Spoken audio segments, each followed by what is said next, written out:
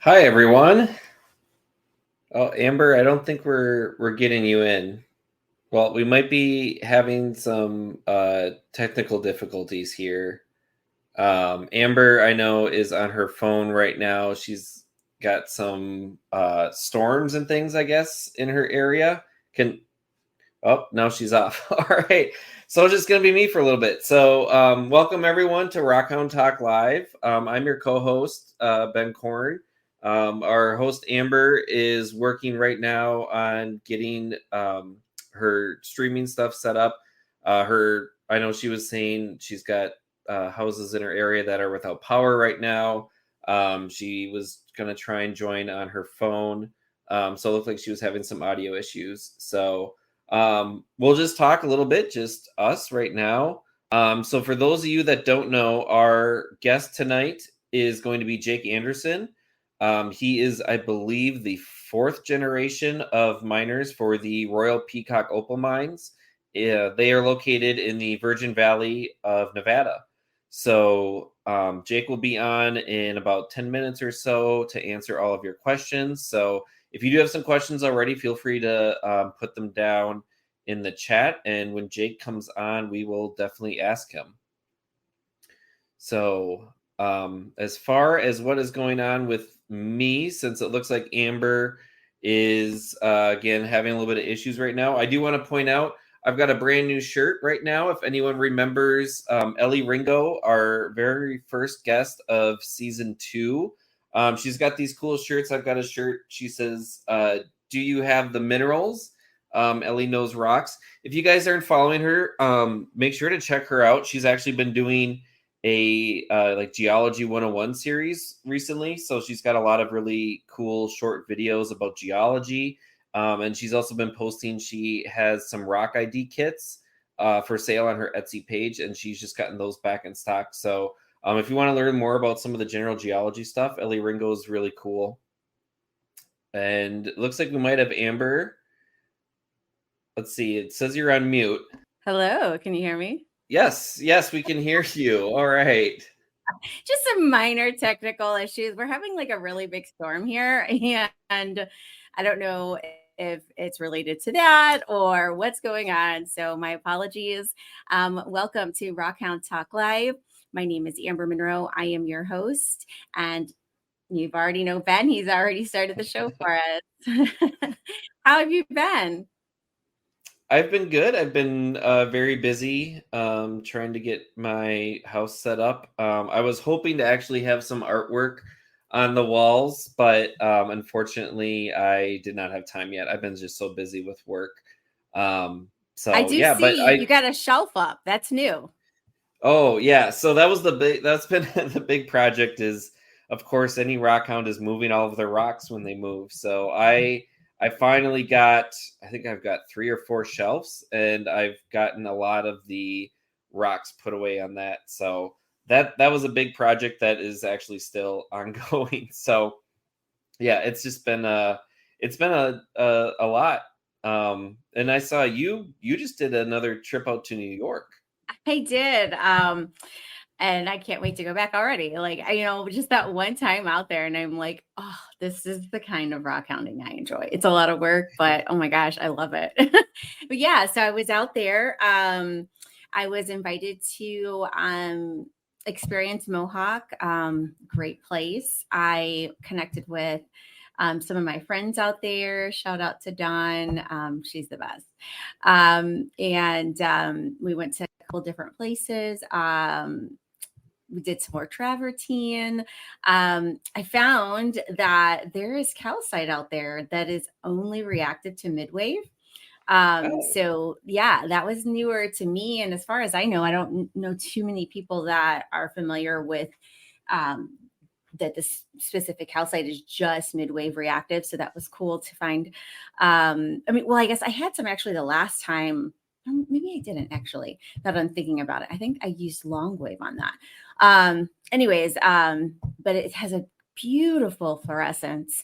Um, and went to Lake Huron. It was a great week. So I got the kids out there mining. That was the first time they had ever did any kind of hard rock mining. So it was a good time. It was a good time. Have you done any rock hounding lately? I have not. I have been so busy with work, but I've been a little bit lucky. I actually have some work coming up in Brainerd, Minnesota, which is in like the central part of the state. And I was out there on Monday, marking out some locations where we're going to be doing some work. And I got a couple agates. It's one of those you can't help yourself when you're walking Yeah. around and you're on the side of the road and there's some gravel and it's like, yeah, I'm going to look around. And yeah, sure enough, I found a few. So that's about all I Nice. can do. I my work schedule right now is just so busy. I'm Mm-hmm. really looking forward to at the end of August. I'm doing about a week in Montana to do some rock Yes, hounding. I would. So I was gonna try and make that, but I'm not gonna be able to make it this time. So I'm definitely going to look forward to your pictures and updating us on how that goes. It's going to be a great trip. I'm certain of it. And because you guys are doing the Montana agates, and then you'll do. Is it a place in Montana for the dinosaurs as well? yep, yeah. So our main trip that we do, the Minnesota Mineral Club does every year, is Labor Day weekend. We'll go to a private ranch where you can find petrified wood and Montana agates, and then we go to a dinosaur ranch, the Base Dinosaur Ranch, and we look for agatized wood and dinosaur bones. So that's our standard one, and then this year we're adding on a whole bunch of other trips. We're doing, if anyone remembers from season one, Eddie White, he's got a service that he does where he takes people on boats to the middle of the Yellowstone River to look for agates. So our club is actually doing that, and then we're also going rock hounding on some of the other gravel bars, and then we've got sapphires and garnets, and then we're going to Wyoming, and there's a whole bunch of other stuff that we're doing. So it's going to be a huge trip that I'm only going to be there for the Montana part because unfortunately I've got some actually work in Montana that I'll be headed back out there for. But yeah, it's summer's flying by fast. I can't believe it's almost August. I can't believe it. It's so sad, especially when you live up north and our time to enjoy this being outdoors like this is so limited. That's the sad part. Yeah, and I'm already now. It's getting to the point where I'm like, I need to start planning my trips for next spring because Yes. it's getting to that point where with working so much now too, I end up getting airline miles and rental car points and all that kind of stuff. So I end up getting all these like points that I can use for trips, and I'm like, oh man, like where should I go? Yeah. So yeah, So many that's one of the places. good things about working all the time. Yeah. So you sent me a link, and I presume that we were going to maybe touch base on it tonight Yeah. I don't know if anyone on some saw. like geology rockhound news that we like to do with each episode. So if you're new to the show, Ben and I do like to try to incorporate any kind of recent news in our hobby or anything related to rocks and minerals that we can share. So I'll let you go ahead and start sharing because I should say my daughter read it to me while I was getting Okay. ready. I'm like, read this to me while I'm getting ready because I know this is something I should know for the show tonight. And it's actually a Yeah. really good article. Yeah, it was a really good article. I actually to be perfectly honest, I started reading it and got probably, a half, maybe three-quarters of the way through the article and I went, this is a really long article, I but know it's my it's daughter really is interesting. that. Yeah. Yeah. And it So yeah. it was an article. It was purchased. It was published in Time Magazine. If anyone wants to look it up, so it's free. The title of it is "Gem Hunters Found the Lithium America Needs. Maine won't let them dig it up."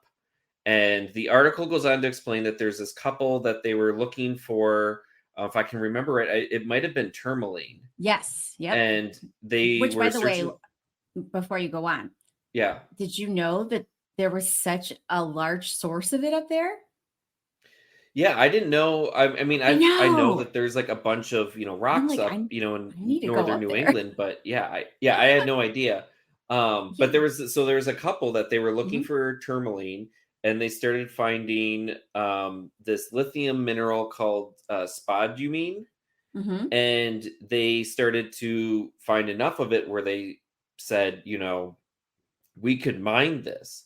And I Um, think they got analyzed and everything, and yes, yeah, because I don't think that they didn't know what it was initially, is what kind of what I thought of it, but yeah, and they've dug. It's not like they just are finding the surface. They've dug tunnels and yes, a whole bunch of stuff, that it's not just like finding bits on the surface.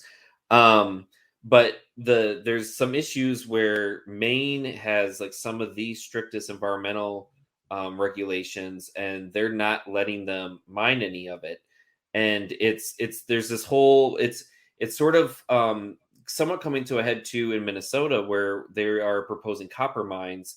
It's one thing that we actually have a Democratic governor. He actually supports the mining, and he points out that in order to do things like have electric vehicles, the copper that's used in solar panels, that has to all get sourced from somewhere.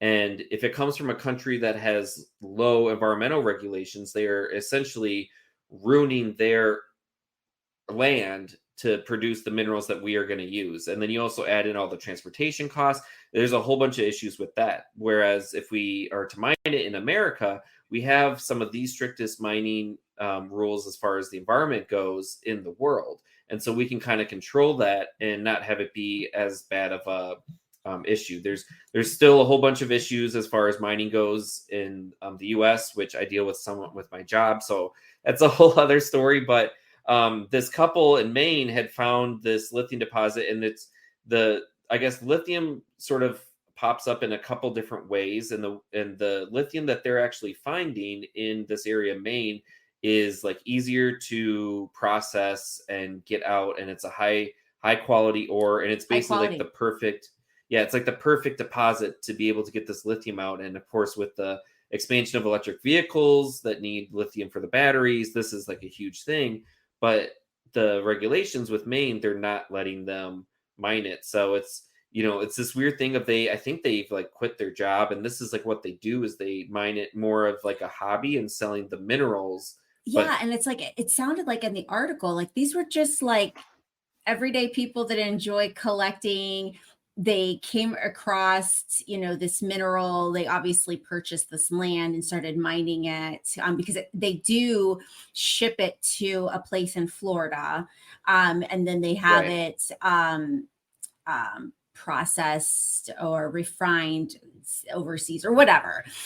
But so like they just sounded like these were just like everyday people. It's not Yeah. like it's just some company that purchased this land. It's just like a married couple that was collecting tourmaline and came across the source, which is so interesting to me and inspiring to know that there are still minerals that may be undiscovered, or the masses of it are unknown, that everyday people can still find. So that Yeah. was really cool to me. But the other part of it that we are kind of like in this conundrum where we just don't know what to do in terms of we want to obviously be conscious of the environment, but then we need to have availability of resources that we can use on our own and not depend on other countries. And then the article goes also into situations where ethical situations, even going back to colonialism, where we have natives that are in reservations, who are sitting on potentially mineral rich land. And this becomes an ethical issue.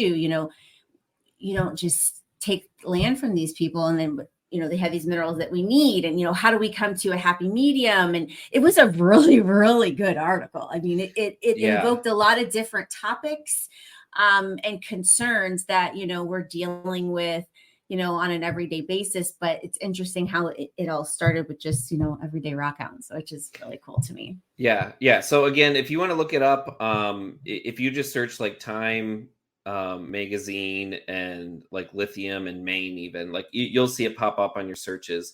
But yeah, and it's really interesting too. I know like I did some work with the Montana Bureau of Mines and Geology when I was in school, and hearing some of the people when they talk about like the mapping that they do and some of the old mines and different things, and it's like there are parts back in those mountains that people really haven't fully discovered, and all it takes is some, rock hound that feels ambitious and they want to spend a week out in the mountains, and they start going up a certain hillside and they might find something, and then they get it analyzed or they bring back stuff and someone might say, hey, you've actually got something here. And yeah, they were just looking for tourmaline and they ended up Mhm. finding possibly the richest lithium deposit in North In the America. world, yeah. Yeah. And Yeah. I don't want to, and also I don't want to minimize, I should say, they may actually have been prospectors and not, rock hounds. They may have been, I think I might have read something in there that they were using geological surveys and looking for minerals, they were a bit, I guess, in the world of rock hounding and prospectors. I kind of look at prospectors a little bit, on the notch above of, doing research to find specific, detailed, hunts per se. So I guess I don't want to minimize and say that they were just everyday rock hounds. They may have been more involved in that, but either way, they didn't anticipate finding what they found, and that's the cool part. So Yeah. Yeah. And it really speaks to doing your research, looking at yes, maps, getting all of the information you can, because you might find something that no one's found before. yeah, yeah, yeah. All So right. yeah, it's really cool. All right, so looks like we've got our guest Jake Anderson here waiting for us. So Ben, would you like to welcome him?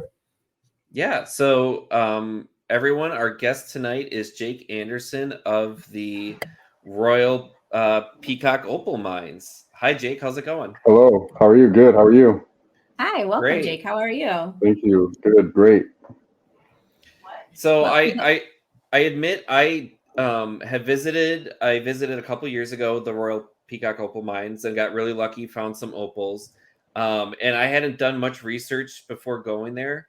If I'm being honest, my fiance forced me to go because it's one of the few places in the area that has. You guys have like a campground, cabins, all of that stuff. But I was reading up more about the history, and I think I read so that the Royal Peacock Opal Mines has been around since 1912. Is that correct? I believe it was 1905 is when that place was first staked by the name of a guy, Mark Foster, was his name. He was like one of the first prospectors, I think, to go out there. Uh, so I'm pretty sure my grandfather told me 1905. It might have been that's when he first came out there, and then 1912 maybe is when they staked it. But yeah, it's been around for a long time. One of the originals in the valley. and so you said your grandfather. So your mine there has been through family generations then? Yes, I am the fourth, and I got a little fifth on the way. Oh, So yeah, that's 1945 cool. is when 44 or 45 is when my great grandparents purchased it. Okay. He So just why purchased don't it you from me. tell us a little bit about your mine, what people can find at your mine, and how actually, how did your family get started into this? So the great grandparents never really mind for it. They just had it just to have it. My great grandma, she was the one that liked to go out and do a little bit of rock hounding herself. My great grandpa, he just cared about his cows and his horses. He raised horses for the cavalry. So he would, like twice a year, kind of like how they did the cattle drive, except for they did a horse drive down to Alturas, I believe it was, hundreds of horses at a time. And he would break them uh, as he would ride them down there.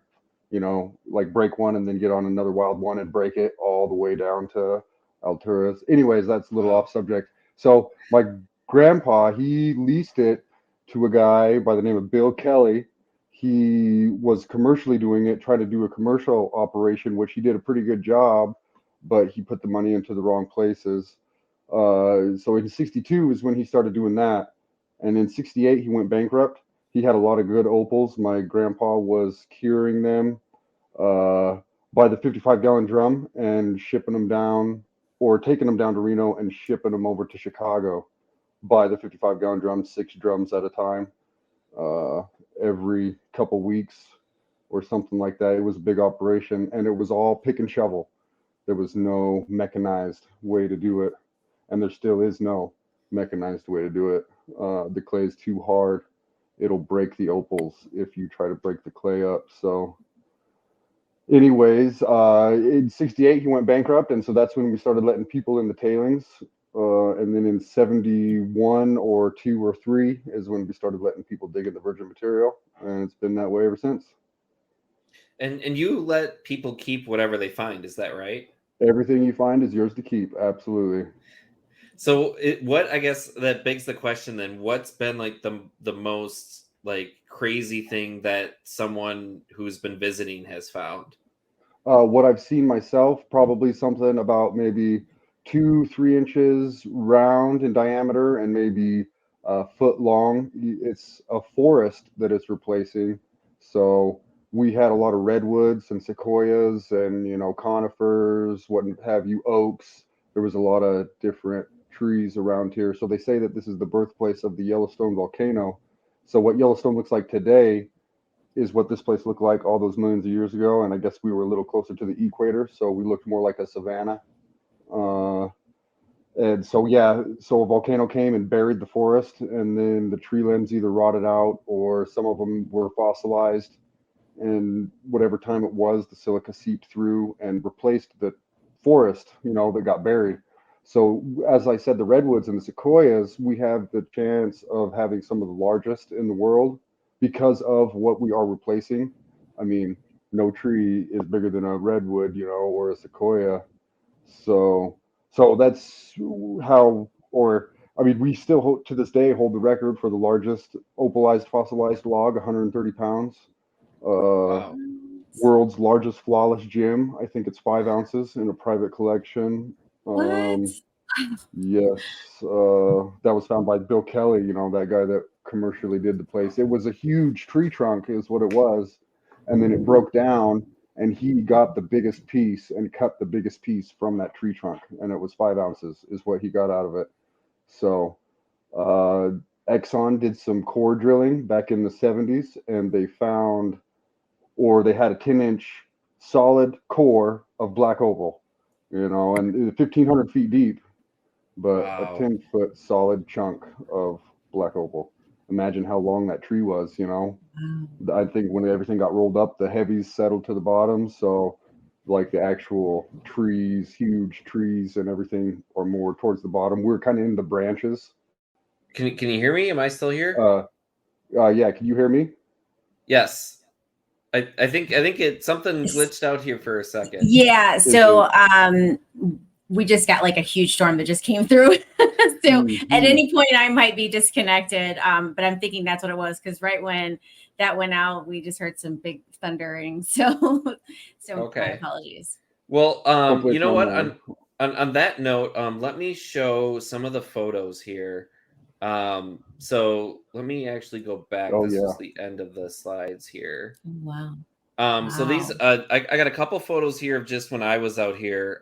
So on the photo on the right, that's just kind of the landscape, just so people can kind of understand the area that you're in. There's really not much out there. No, there's not.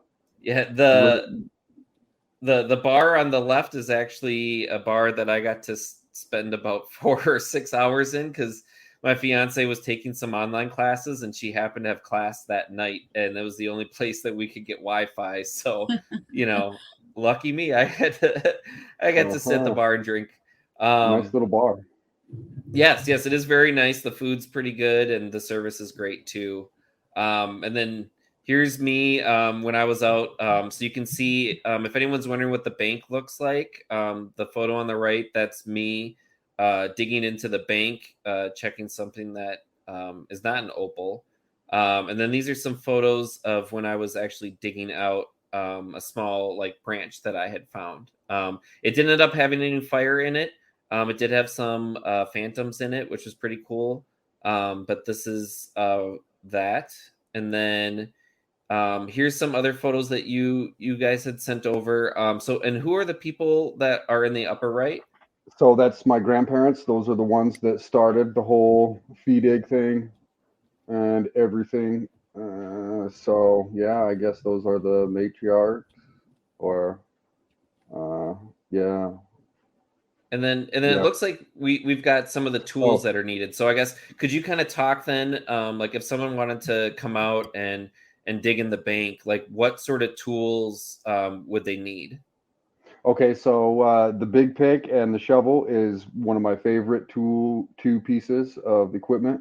Uh, I like to use the big pick and just slowly chip away at the wall until you find stuff. And then once you find stuff, I like to switch over to that little hand pick. You know, if you swing a hand pick all day, it's hard to find something efficiently. Uh, you don't want to be raping it. You know, you just want to ever so lightly be chipping away. Just let the weight of the pick do the work, uh, and then shovel, muck it out. Once you generate a good amount of tailings, you almost muck out more dirt than what you dig in the bank. But it's very important that you do that. If you don't, you will lose whatever half you find, and yeah, so it's very important to keep it clean. Those little awls, screwdrivers, that's good for when you're really, really close to them. You want to be just, you know, just ever so lightly chipping away at it. Uh, yeah. What do we got? Rake, good for the tailings. That's you want to kind of get in there a little bit sometimes. A lot of people surface pick, so there's a lot of tailings that have got buried and then stacked upon more and more and more with more tailings. So there's some good tailings that have never been touched that are just 1, 2, 3 feet in there, maybe more, maybe less. Maybe sometimes it is right on the surface. People do walk around and kick them up all the time. If then yeah, when it doesn't rain out there very often, but after a good rainstorm is a good time to go out there. Settles all the dust and everything. Right. The little hand rake is just one of those big rakes in the tailings, but small. Same with the shovel. But I guess I'd say the most important one is big pick, shovel, little pick. Okay. And your awl and your screwdriver awl. Water, definitely got to have some water. Uh, these that have been exposed to the atmosphere too quickly, the moisture is sucked out of them, so they kind of implode on themselves. So anything that you dig out of the bank that has 35% or more water or wood, I mean, you want to dump it into the water. If it has a lot of wood, I would wrap it up in a damp paper towel and like put it in a Ziploc bag or a Walmart bag, something to make it sweat a little bit, but not fully submerge it into the water. Okay. Yeah. And so is And there a what's this? way? Oh, sorry. Well, I was gonna say, so then I know like people have asked before, is there a way then if you pull something like out of the bank, and you've been keeping it wet, is there a way to sort of like safely dry it out that it's not going to like crack and craze? I mean, there's a lot of different ways. What you want to do is slowly wick that moisture out. That's what you want to eventually want to do. So, whatever process you could do, what I like to do is cut and polish my gems first, get it down to its final stages, and then I'll wrap them in a damp paper towel, not too damp because it won't dry out. Then I'll maybe poke 6 or 12 syringe holes through the plastic bag and then roll it up, put it in a dark, cool closet, and just forget about it. Come back to it 6 months, year, even longer. The bigger it is, the longer it takes to have that moisture wicked out of there. So you got to take that into consideration, the size and everything. But the best ones break up the worst. So if you get a Supreme one, like 95% chance it's going to break. Hmm. Uh, so I mean, you could take some of its own dirt, like a 3 5 gallon bucket full of dirt of its bentonite clay, maybe mix it with a little bit of sand so it'll dry out a little bit better. And then fill that bucket a quarter of the way full with some damp clay, again, not too damp. And then put all your stuff in the quarter of the way full and then dump the rest of it, dump the rest of that damp clay 3 quarters of the way up, fill it up and let that bucket dry out. It's kind of a more natural way to do it, I guess. Okay. Um, you could do mineral oil, but we don't like to do that much anymore because you need extra heavy. It's kind of hard to find the old original extra heavy stuff. A lot of things aren't like what they used to be made with. A lot of it was cancerous, back in the day. So they had to quit using a lot of stuff, and you know what I mean. So, And so yeah. for the I was going to say, for the viewers who are watching are not familiar about the importance of the opal being moist, can you explain that a bit? So if you were to find it, it would only take like 5, 10, 15 seconds for it to start developing cracks. So it's very critical that it goes in the water immediately. If you like, if it's super, super hot, which it is most of the time, you find a really nice one. I like to make a mud pack. Take some really fine dirt, mix it in with some water, make a really nice mud, and slap it on the face of the opal, and then take a marker via like a different colored rock or a piece of ash or something and stick on the mud so I know where it's at. Then that'll keep it sealed so it won't have any air touching it. And I think I remember from when I had visited, because the tailings have largely been like stirred up and sitting out for a long time. You don't really have to worry about that if you find one in the tailings pile. Is that right? Right, in the lower tailings, yes. I mean, we have a very vast area that you could go through. The lower tailings, yeah, they don't get restacked on anymore, so you definitely probably have to dig down in those ones. But yeah, those ones are more cured out. Those ones could be 30 years old, 30 plus, 35 years old, you know. But you still find really good stuff in there. I mean, the more years go on, those lower ones are going to be harder to find. But the ones that people freshly bring off the bank, it's questionable. I mean, if you find like a really nice chunk of glass still on a piece of clay, then maybe it would be a good idea to throw it in the water. If it's still a little translucent, usually if it dries too quickly, it'll smoke up, kind of shock itself. So if you see it smoked up, what's going to happen to it has happened. So you could leave it out. Mm, yeah. So you kind of gotta, or whatever tailings are. Yeah. Can you Freshly dug tell off the us? wall. Go ahead. Can you tell us what kind of opals can we find at your mine? You did mention black opals, and some, I think, been mentioned fire opals. Are there any others that you can find? So we have everything from clear white to black and everything in between. A lot of colors, base colors, anyways. Whatever impurity was in the dirt mixing in with your silica gel, that's what base color it's going to be. And if you want to get real technical, fire opal is really orange opal. Its base is orange, and it could have no play of color, and it would still be fire opal. So like there's some fire opal up in Oregon, all that Hmm. orange. You guys Yeah, know what? Yeah, uh-huh. yeah. So if you did have a play of color, that would be considered precious fire opal. So I Okay, guess we're precious black opal. I guess if you want to get technical, but I mean everybody still Okay. calls it fire. So or yeah, okay, who cares? Uh, yeah. but yes, so some of the rarest in the world. I believe that Virgin Valley, again, with those trees, the replacement of the big branches, 10 inches round sometimes, biggest, blackest opals in the world with the reddest fire.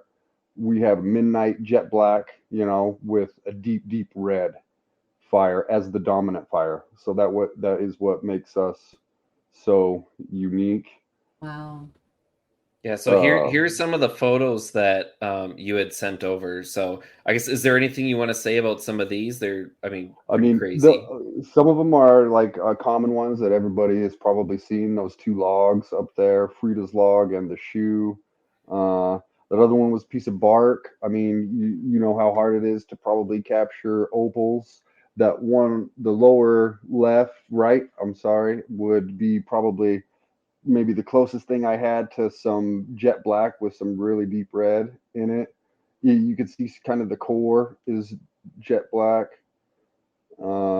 Sometimes the skin is the best part, so you don't want to go past the skin. That was like the bark of the tree.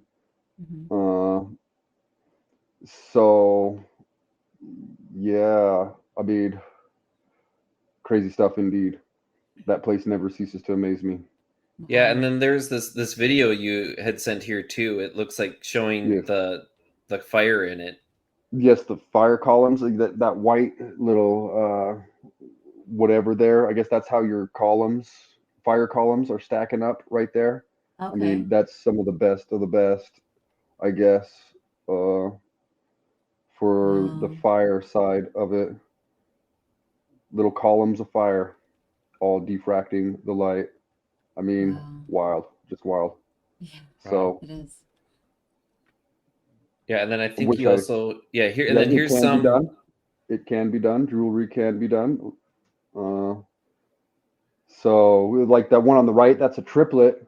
So it has a quartz cap on the top of it, sealing it. So you Oh, never have to worry about it being because when you do dry it out, it does have a chance of getting too wet again and absorbing a bunch of moisture, and then it'll crack and craze all over on you again. So it's very critical to keep these dry whenever you do stabilize one and you want to, make it into some jewelry, and you can do it. Very rare to make jewelry out of this stuff, though. Uh, but And like is sometimes, go ahead. I was gonna say, is this something that you've done, or do you know people then that Yes, I work do. with I it? did. I did the one on the left. The one on the right was my grandfather's. That was way long before my time. Uh, so, but we don't have a lot of triplets around anymore.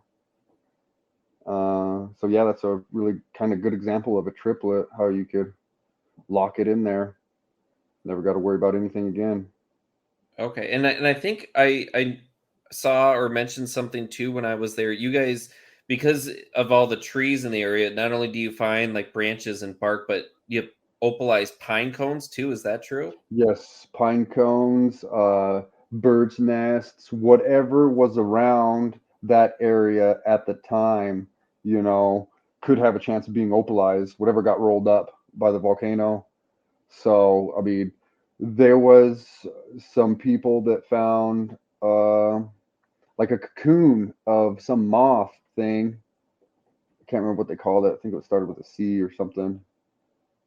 First time. That was the first time. I mean, you could find something new for the first time every day, you know. Uh, but so again, you just try to picture what Yellowstone is today and all that wildlife that was around there that has high probability of being opalized. Wow. And then I saw you guys had sent it just said bones. Was this some like fossils or what are Yes. these? So from my understanding, at first I thought it was like a horse or a pig. Everybody thought it was a horse around me, but I thought it was a pig because of that tusk. I guess it's percary, something like that, like a pig-like thing. I guess they've been around for millions upon millions of years, and they have not changed like a lot at all. So they've just been rolling through just the same as they've been for who knows how long. So yeah, that's a percary jaw and its upper portion. I just recently, 2, 3 years ago, found like a pelvic bone that the marrow was opalized with oh, precious opal inside the marrow. wow. Oh, That's Very wow. cool. extremely rare. First Yeah, time I've that's seen incredible. opalized or precious opalized bone Wow. since I've been there. I've only heard about precious 3 times, precious fossils. So Right. extremely rare. Yeah, that's incredible. Now, are there certain areas at your mine that would produce some of these things than others? Do you have that kind of mapped out at the mines? Like, if someone was to come there, how would they know where to start? So I mean, it's kind of like putting your quarter in a slot machine, or I guess your couple $100 bills in a slot machine. There's probably like maybe 200 yard, 300 yard area that you could choose from. And then down below in the older tailings, we do have a trench that produces a lot of big logs, opalized logs. So like the different layers, in some layers the wood rots out all the way, so you get a solid replacement. And you could go like a foot down, and you're in a different layer, and it produces big logs. The logs haven't decayed all the way, or they didn't get the just right circumstances to rot out. They They were buried rapidly with no oxygen, so they were fossilized completely in place. And then the silica just made like a skin around them, a skin of opal or whatever. Conch would be a good one. That would be like the shoe, all those Rice Krispie treat cells. They were nutrient cavity feeder tree, nutrient feeders. Uh, so yeah, there's that trench down below. So we got like a good amount of area that you could choose from. Uh, but what you So, want to look for, go ahead. well, I was just gonna say, so someone speaking of like where to dig, we actually had a question come in from Ray that said, why dig below empty wood holes? I like to think of those as filters. The three things that I like to be around are ash balls, cracks, and big holes. Usually, I don't know why, but I like to think of them as filters, anyways. Usually, the good stuff is below that, but yeah, could be anywhere. Do you have it kind of, I guess, after being there so long, know like at what sea levels you would find certain things, like if you go down this many feet or that many feet? Do you have it kind of broke down to a science like that where It you it know how deep kind to of go? there's like a wave in there in the bank if you step back. Some people don't see it. I could see it clear as day. Hmm. Uh, but yeah, you just kind of got to follow the wave a little bit. Okay, hmm that makes sense. Some are deeper, other times than So yeah, sometimes you find them like chest height. Sometimes you got to dig 3 feet down. Yeah, I'll throw up. This was the again that photo when I was out there digging, and I think around my knees was where I had found that opal in those other pictures. hmm hmm Yeah, they're few and far between up top, but probably, I mean, I'd say like 1 in 100 people might come across something up top, but they are there. But you eventually want to work your way Down. down. hmm So I guess kind of going on with that theme too. We had a comment come in from William asking, "What's the best time of the year to visit? Are you? I I'd guess are say you open all year round, or is May there?" 15th, May 15th, October 15th, weather permitting. And for the past few years, we've been doing kind of whatever, like let's say the 15th falls on a Saturday, we'd open on a Friday, so we'd do the 14th. I think this year we did the 12th. Uh, so whatever the 15th falls on that Friday. So Okay, yeah, and 15th. Yeah, go ahead. yeah, and so then I guess what would be the best time to visit? Because I know I went in the summer and it was very hot. Yeah. So is there like a Uh, best time to visit? Spring is a good time because everything's been winterized. I don't like to mess with anything that I give to the people. So yeah, uh, spring for the weather and the winterization, or the fall for the weather. The fall's beautiful time of year. It's my favorite time. Is I will October. say, I did see that you just posted on your Facebook page that on, I think I just wrote down September 9th, you're going to have your third annual appreciation day. And Mm, so for anyone looking to go, I think it said you still had some availability in your campground. But they do have a special day on September 9th. It's to dig in the bank, it's only $100, and for the tailings, it's only 40. So if you're looking to go to the Royal Peacock, their appreciation day is on September 9th, 9/9. yes. And we had another Hope to question see you come there. in too. Ryan on YouTube was asking, will the mine ever give out? One day there will be an end. Absolutely. As with everything.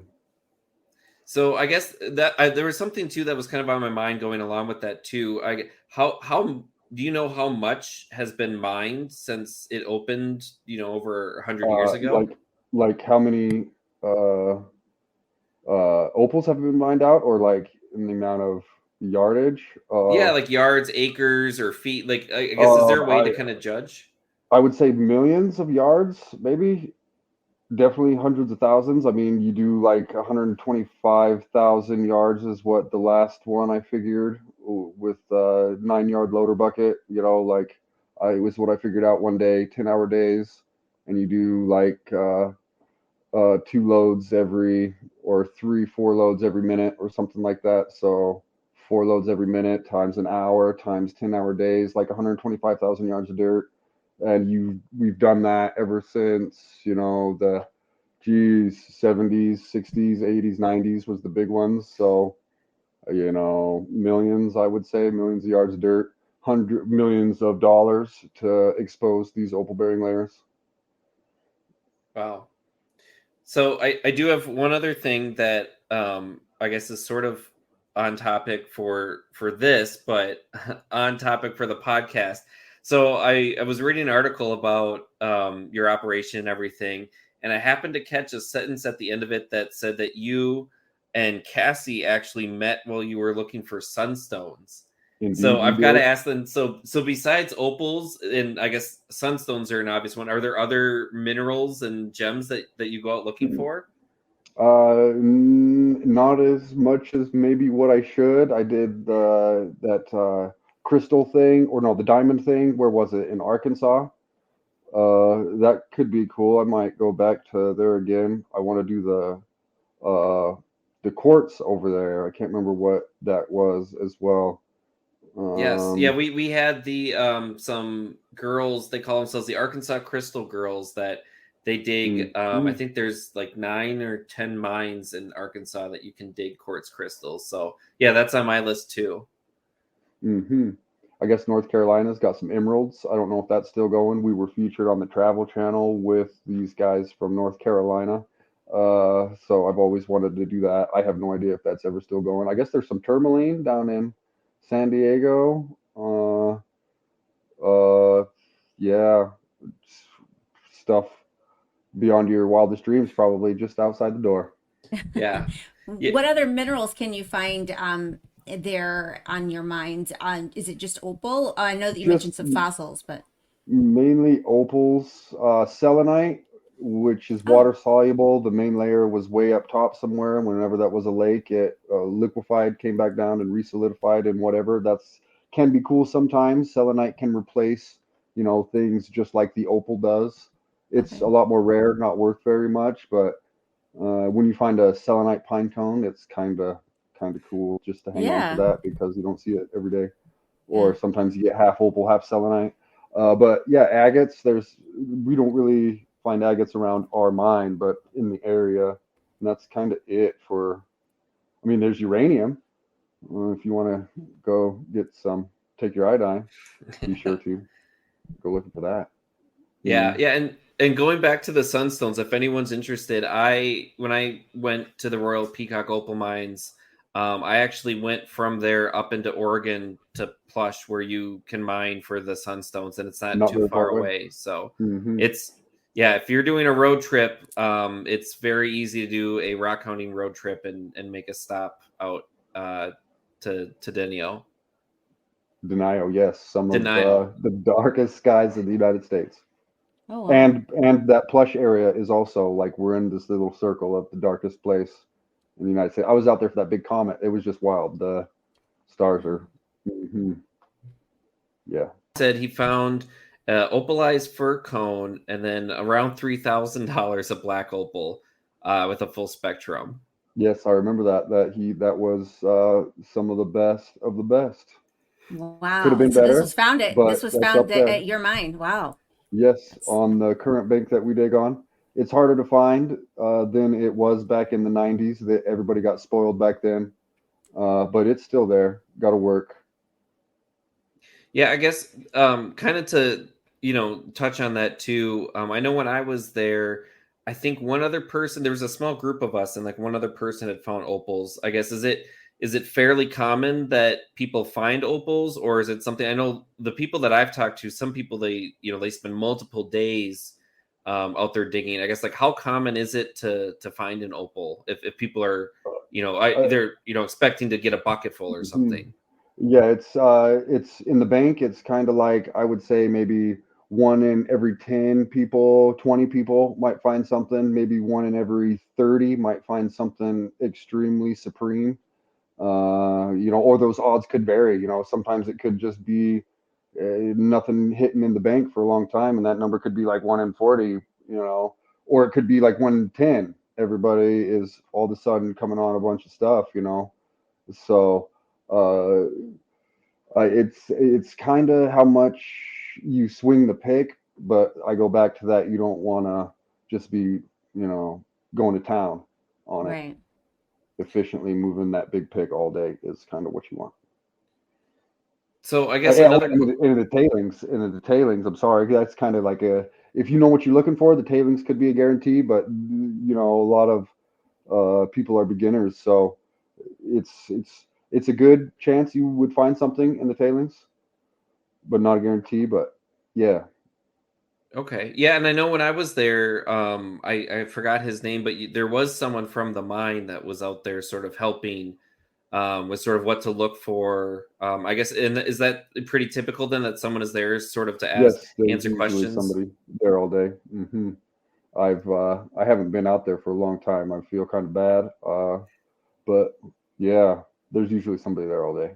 That's very helpful and good to know Hmm. because, not that when somebody goes to a mine, I mean, at least they shouldn't have an expectation that they're going to find great things every time they go somewhere. But it is nice to have some kind of understanding of the area and what to maybe look for. Just to have a little base information, Hmm. that's very helpful. So it's good to know that because that was going to be one of my questions is if you had that. So that's good. Good. Yeah, we've got a few comments that have come in that people have said the tailings are awesome. Ida says she found a nice piece with fire right on top. It can happen. It can happen, especially after some rain or something, or I mean, just from in somebody else's footsteps.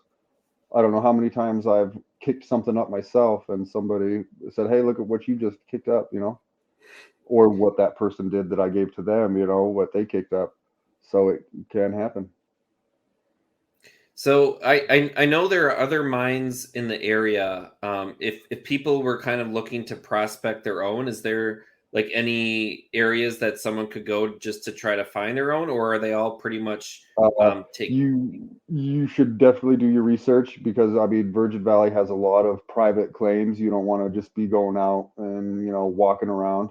Find out what's claimed by who. You know. But if you want to do a fee dig, there's Bonanza and Rainbow Ridge.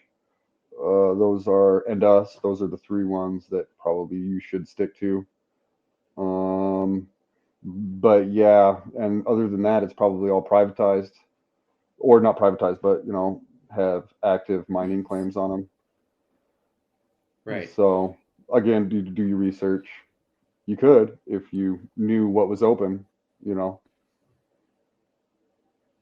And if somebody wanted to come out to the mine, spends a few days out there and they aren't planning on camping, just thinking about like people traveling there, are there places like relatively close in the area to stay, after, they're just, for lodging? Uh, yeah, there's a free campground 8 miles down the road.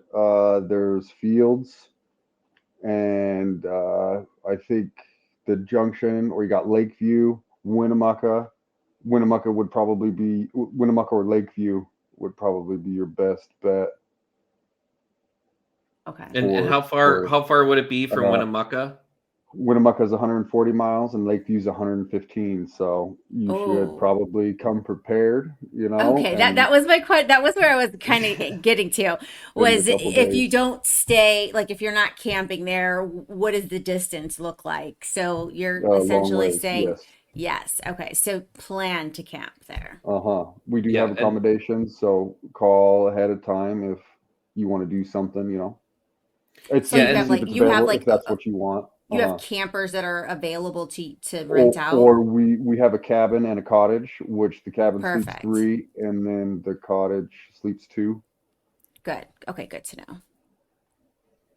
But they book up quick, so we take reservations, I believe, January 1st of the next year, for that year. Okay. Okay, cool. Good to know. Oh yeah, reservations for camping, and I think they started taking reservations for RVs, but I think you could pull in and shouldn't be a problem with an RV.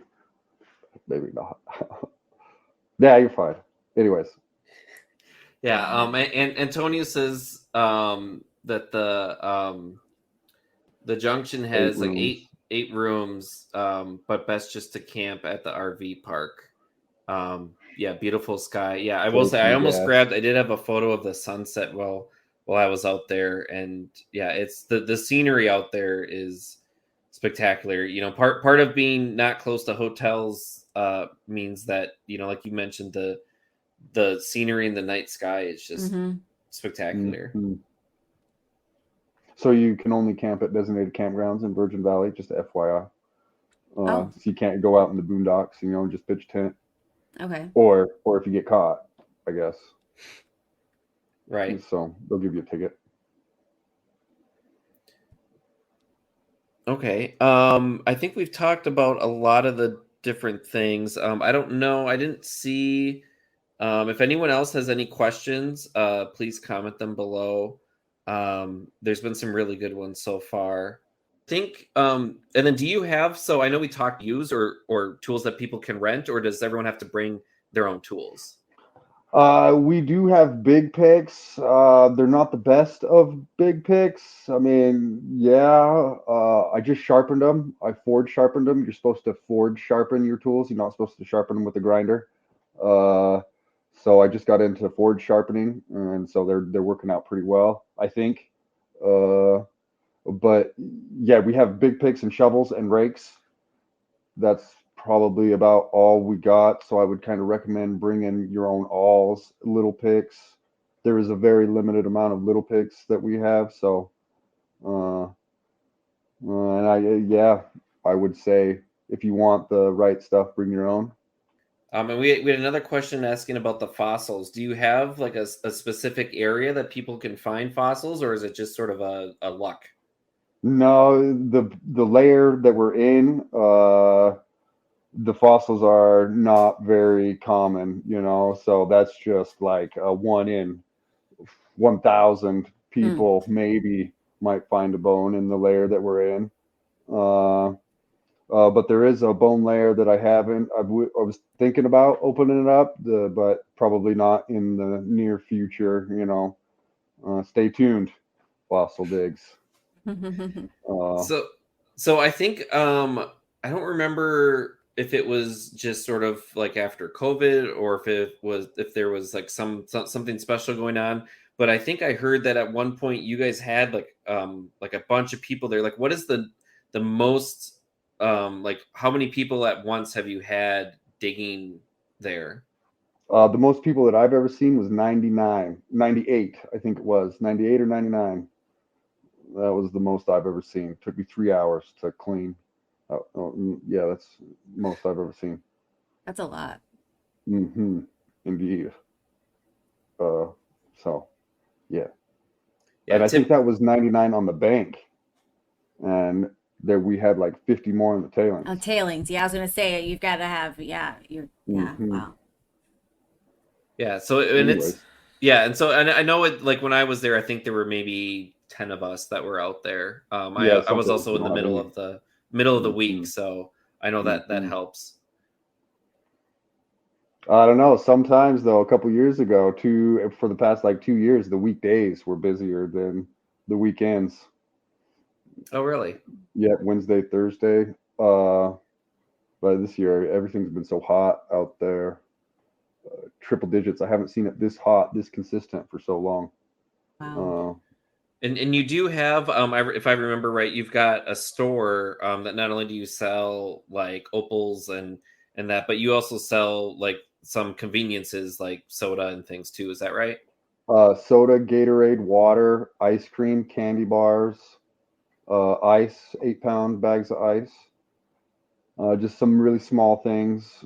Sunscreen. We do have a laundry facility. If you want to do laundry, that's your fee for camping. There is included in, or to do your laundry, Oh, it's nice. included in the fee. Uh huh. And do you have any, like, I know like some of the like things that people put opal in, like those domes or different like cases. Do you sell any like cases or things for people if they find an opal? We do have those glass domes, a lot of them. So if you want to keep your specimens, yeah, we got the glass domes and everything. That's about it for display cases, though. It's just the domes Okay. for what we have. And we had one other question come through. Is a sifter good, like a sieve or something to use for the dirt, like for the tailings? The old tailings, the tailings that have been broke down over many of rainstorms, snowstorms, those are good to go through. Old tailings are good to use a sifter. The newer stuff, the clay is more cloddy, so it clogs up your screens and you don't see nothing. So older tailings, good. New tailings, no. That's some really good questions tonight. I'm just looking through these. I've been nervous. Yeah, yeah. Antonio mentioned too to ask you about the black light opal. Oh, Oh yeah, so like UV? uranium, Oh yeah. yes, they. So you guys know how the UV thing works, hit it Yeah. with an ultraviolet and it excites Hmm. it. So uranium enriched ground salts leaching into the silica gel as it was being made, gave you this uranium opal, glows really nice Ooh, green, the green exciting. under any wave, I believe it is. Yeah. Shortwave, I guess, being the The best. brightest. Or they do have this. So I stumbled upon phosphorescence. They say that it Mm-hmm. didn't exist in the valley, or I've never seen it, but I have stumbled upon some phosphorescent stuff with a certain wave. I think it's like, I don't know, like a medium or something like that. Mm-hmm. But there is phosphorescence in the Cool. Virgin Valley as well, with lots of fluorescent. It doesn't hold a charge as the other stuff. Yeah, So yeah, that's out there. that's sweet. Sorry, I'm just trying to read. So we did get Edith commented. I can bring it up. I'm not sure how much it'll show here. Edith says that she was there in 2021 and found a nice piece of black opal wood. Unfortunately, no color play, but it was the biggest piece found that day. She immensely enjoyed her stay and much appreciated for refunding her husband's dig fee as he was sicker than a dog. Oh, and that could not dig. Hope to come back someday. Yes, Oh, I have been experienced some of that where certain things happen sometimes when you're eating gas station food too. I'll say that. So, and then on the fluorescent side, William was asking, I guess, can you hunt at night with like a UV light, or is I think when I was there, I know my opal at least did not fluoresce. Is that pretty common, or is that fairly So rare? so in the area that we are digging in, either there is lots of iron soaking up all the ultraviolet light, it won't let it come back out to you, or there was no uranium enriched ground salts leaching in with the silica gel.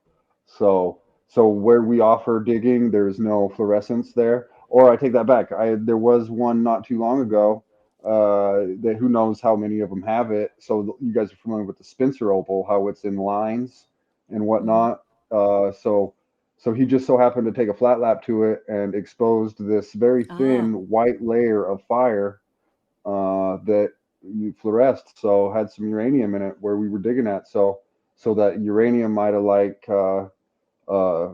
separated itself from all of the other stuff. Maybe it separated itself and it had a thin little uranium layer. Could have been. Or some people theorize that it was all different events that, mm. led to everything, which some things have merits, but it's all a kind of a big mystery. Uh, but you can blacklight within the park, but you can't go out and about like close to us and do it. If you want to go to the other side of the canyon, you can blacklight, but everything like on our side is all active mining claims. Oh, Okay. But you can do it in the park, though, I guess. So, if people want more information, I know you've got a website, which is royalpeacock.com. And then I believe you got Facebook. Is there any way that like if someone wanted to come and dig, like what's the best way for them to organize that? I would say call, give a jingle on the two-way. That would be the best bet. Uh, yeah, I wouldn't rely on the media, online media or social media, I should say, or anything like that to do it. Might be a scam. So definitely call and do all your stuff. Okay. This is just a comment on amenities, just if, people who are watching and are wanting to plan coming. There Yes, was we a got the mention that, Wi-Fi, Starlink, yes, they've Starlink. got Wi-Fi, which nowadays, we kind of need. So, um, Yes, although like I said, I there was the other option of you can always head into the bar and drink for a few hours if you if you want that option with your Wi-Fi Yeah, too. I used to go to Diamond Inn every Friday when I was younger. oh, did you? That's That one of was my the favorite spot, bars. huh? Hmm. Yeah, Hmm. if you like sort of those divey backwoods bars, I will say the Diamond Inn will be right up your alley. It's a fun trip.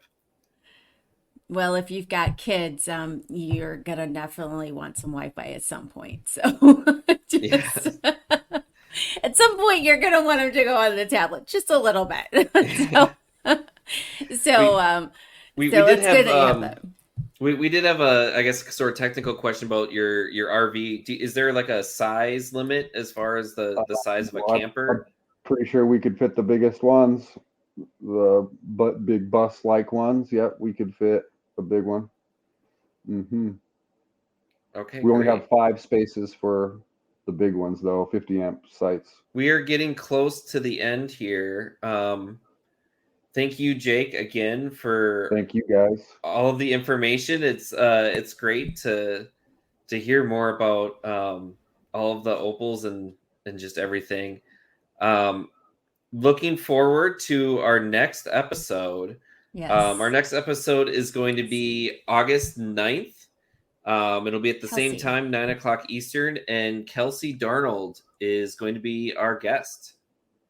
Yes, Kelsey is a TikTok lapidary artist who does a lot of her TikToks are on tumbling, lapidary art. She's also a lapidary teacher, I believe, for children. So we will speak with her and learn about her journey, as well as some of her tips and tricks that she can teach us on how to beautify our minerals and crystals. So that will be in 2 weeks. And so thank you very much, Jake, for joining us. Thank you, guys. Thank you. It's always so hard to listen to our guests and not like want to go to where they are right now. I'm like listening to all this. I'm like, I want to go now. I know, yeah, and it's seeing some of these photos, it's like, yeah, I Yes. want to Oh get my back up there. gosh. I'm like, yes, yes, definitely. Hmm. So Hmm. thank you for spending your time with us this evening, and we will Anytime. sign out. We will see everyone in a couple of weeks. Peace out. Bye, Bye. everyone. Bye.